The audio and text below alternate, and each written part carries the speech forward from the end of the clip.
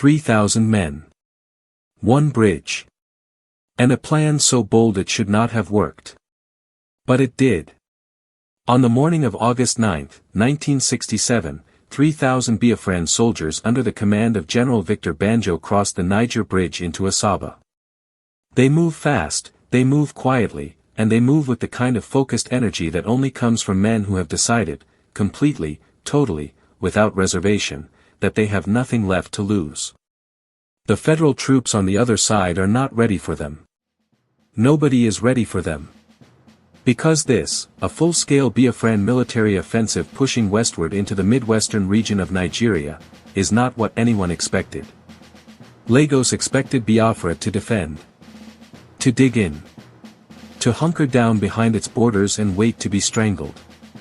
That was the plan everyone assumed Ojukwu was executing. Protect the East. Survive. Hope for international sympathy. Ojukwu had a different plan.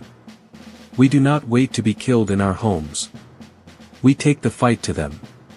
We make them understand that this war has a cost. We make them feel that cost. Ojukwu said. And so 3,000 men cross a bridge at dawn. And what happens next, in the space of less than 12 hours, will be talked about for generations. From Asaba, Banjo's forces split into 3 columns moving in different directions simultaneously. The 12th Battalion swings west, pushing hard toward Benin City. The 18th Battalion cuts south, targeting the oil-rich cities of Warri, Sapele, and Ugheli. The 13th Battalion drives north toward Ochi, Ajinbode, and Okene. 3 columns. 3 directions. One devastating, coordinated thrust into the heart of midwestern Nigeria. And the resistance they meet, is almost nothing. We expected a fight at Benin. We were ready for a fight at Benin. The Biafran soldier said. And?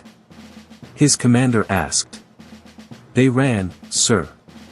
They just ran. The Biafran soldier answered. Federal troops stationed in the Midwest, caught completely off guard, offer virtually no resistance. Town after town falls. Benin City, the ancient capital, the city of the famous bronze casters, is in Biafran hands within hours. Warri falls. Sapele falls. Ugheli falls. The entire Midwestern region, one of the most strategically and economically significant parts of Nigeria, is seized by Biafran forces in under 12 hours. 12 hours. Back in Enugu, when the reports start coming in, there is a moment, a brief, electric, almost disbelieving moment, where the men in Ojukwu's command center look at each other and allow themselves to feel something they have been careful not to feel since this war began. Sir, we have the Midwest. One of the Biafran officer reporting to Ojukwu said. All of it? Ojukwu asked. All of it, sir. Benin, Warri, Sapele, Ugheli, all confirmed. Federal resistance was minimal. The Biafran officer answered. And Ijor? Ojukwu asked. The plan had included an attempt to capture Lieutenant Colonel David Ijor, the Midwestern governor, at his home in Benin City. If successful, it would have been a political and psychological blow of enormous consequence. But Ijor is not at home. He has slipped away. The one target they wanted most, gone. Ojukwu absorbs this. Sets it aside. Because the bigger picture is undeniable. Biafra has just pulled off one of the most stunning military operations in African history. The momentum is real. The opportunity is real. Lagos is now within reach, and if Biafra can push all the way to Lagos, can threaten the federal capital itself, then the entire calculus of this war changes overnight. This is the moment. This is the window. And this is where it starts to go wrong. Because as Biafra stands on the threshold of the most consequential military advance of the entire war, 2 men cannot agree on who should be in charge of the territory they have just seized. Ojukwu wants to appoint a Biafran governor for the Midwest immediately. Someone loyal. Someone who will consolidate the gains, administer the territory, and make clear to the people of the Midwest that Biafra is here not as an occupying force but as a liberating one. He has a candidate in mind. Banjo disagrees. With respect, sir, I led this operation. My men bled for this ground. The administration of this territory should reflect that. Banjo said. This is not about credit, Victor. This is about control. We need someone in place now, today, before Gowan has time to respond. Ojukwu said. And I am telling you that rushing this appointment will create resentment among the Midwestern people. They need to see a face they trust. Not a face imposed on them from Enugu. Banjo said. Every hour we spend arguing is an hour Gowan spends organizing.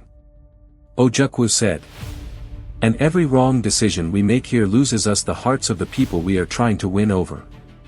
Banjo shot back. Back and forth. Back and forth. Two brilliant, proud, strong-willed men, and between them, an argument that refuses to resolve itself. Hours pass. The kind of hours that, in war, are worth more than gold. The kind of hours that armies use to regroup, reinforce, and prepare. In Lagos, Gowan is not sleeping. The shock of the Midwest invasion lasts exactly as long as it takes for his generals to recover from it. And then the machinery of the federal military, larger, better supplied, and backed by the resources of foreign powers who cannot afford to let Nigeria fracture, begins to move. I want a defensive line in the West. I want it built now. I want every available unit repositioned. Biafra will not reach Lagos. I don't care what it takes. Gowan instructed. His generals move. His allies move. Britain, which has been supplying the federal government with weapons since the war began, increases its support. The window that Biafra cracked open with 3,000 men and one audacious crossing, begins to close. And still, in the Midwest, Ojukwu and Banjo argue. By the time the argument is resolved, by the time a governor is appointed and the administrative structure put in place, the moment has passed. The federal defensive line in the West is built. The advance toward Lagos, the advance that could have ended this war on Biafra's terms, stalls. And then, slowly, agonizingly, it begins to reverse. Sir, federal troops are massing on the Western Front. Heavy artillery. Air support. They are preparing a counter-offensive. The Biafran soldier reported. The silence in the room is the loudest thing anyone has heard since this war began. Because every man in that room understands what this means. The Midwest invasion was not just a military operation. It was Biafra's best chance, perhaps its only chance, to change the direction of the war before the weight of Nigeria's superior resources made the outcome inevitable. And that chance has just slipped through their fingers. Not because of the enemy. Not because of bad soldiers or poor planning or lack of courage. Because of an argument. Because two men could not set their egos aside long enough to make a decision. And in war, in any endeavor where the stakes are absolute, indecision is not a neutral act. Indecision is a choice. And the choice it makes is always for the other side. Ojukwu stands at the window of the command center and looks west. Somewhere out there, beyond the tree line, beyond the new federal defensive positions, is Lagos. Is the end of this war on terms that protect his people? Is the future he crossed a bridge for? It is no longer reachable. He knows it. He does not say it. But he knows it. They had won the battle. The invasion had been a triumph of courage, of planning, of sheer Biafran audacity. The world had watched, stunned, as a small breakaway republic seized an entire region of a much larger nation in under 12 hours. But the argument that followed, the delay, the indecision, the pride that got in the way of the mission, may have just cost them the war. If this episode made you want to reach through the screen and shake someone, you are not alone.